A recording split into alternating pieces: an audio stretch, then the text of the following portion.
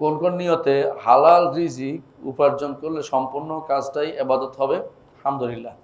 যদি মনে করেন যে হালাল খাবো, হালাল দিয়ে হালাল ইবাদত করবো, শরীরটাকে হালাল বানাবো, দোয়া কবুল হবে, আমার সন্তানরা ভালো হবে, ভবিষ্যতে আমার প্রত্যেকটা কাজে সওয়াব হবে, আপনি ঘুমাইলেও সব, আপনি খাইলে সব, রোজগার করলেও সব, দান করবো নিয়ত করলেও সব। কথা বুঝছেন কিনা? মানে আপনার নিয়তটা যেন সবসময় আল্লাহমুখী হয়।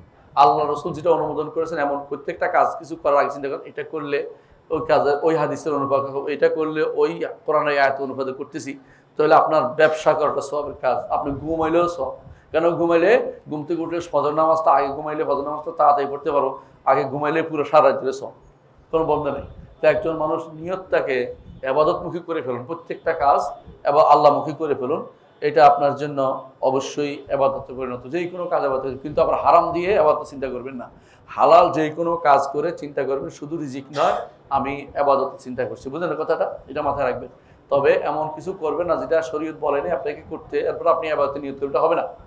যেমন আপনি এমন হালাল করছেন যে হালালটা শরীয়তে কি নয়, এলাও নয়। এমন হালাল কিছু বাড়াবাড়ি করা এলাও নয়। এমন হালাল আছে না কিছু বাড়াবাড়ি করা এলাও নয়। রাসূলুল্লাহ সাল্লাল্লাহু আলাইহি ওয়াসাল্লাম বলেছেন, একজন মানুষের কয়টা খাট থাকতে বলছে? কয়টা? 3টা। একটা নিজের, একটা সন্তানের জন্য, আরেকটা কার? আরেকটা কার জন্য?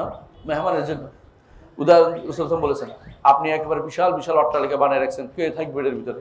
120টা বাড়ি কিনে রাখছেন কোথায়? হ্যাঁ, দুবাইতে। কি করবে এটা দিয়ে? এগুলি হচ্ছে হারামের বেশাতি করা। মানে বাড়াবাড়ি যে পর্যায়ে গেলে এটা তখন আর সোয়াবের নিয়ত কিছু নেই। কথা বুঝছেন? আপনি একটা বিল্ডিং করবেন, দোয়া করবেন যে একতলার জন্য নামাজের ব্যবস্থা করবো, একটা থাকবো, আরেকতলা আমার অফিসে থাকবে, যাতে করে আর হারামের দিকে না হাত বাড়ায়।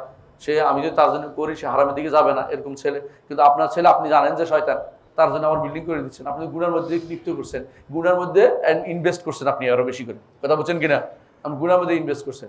যেই সন্তান আগে থেকে জানছেন যে এটা দুষ্ট, শয়তান দুষ্ট হয়ে গেছে, এটার জন্য আপনি ইনভেস্ট করার কোনো মানে হয় না। যত সম্পত্তি সব তখন আল্লাহর রাস্তায় দান করে নিজে আখিরাতমুখী হয়ে যাবেন। কথা বুঝতে পারছি? আসলে বুঝছেন? জি।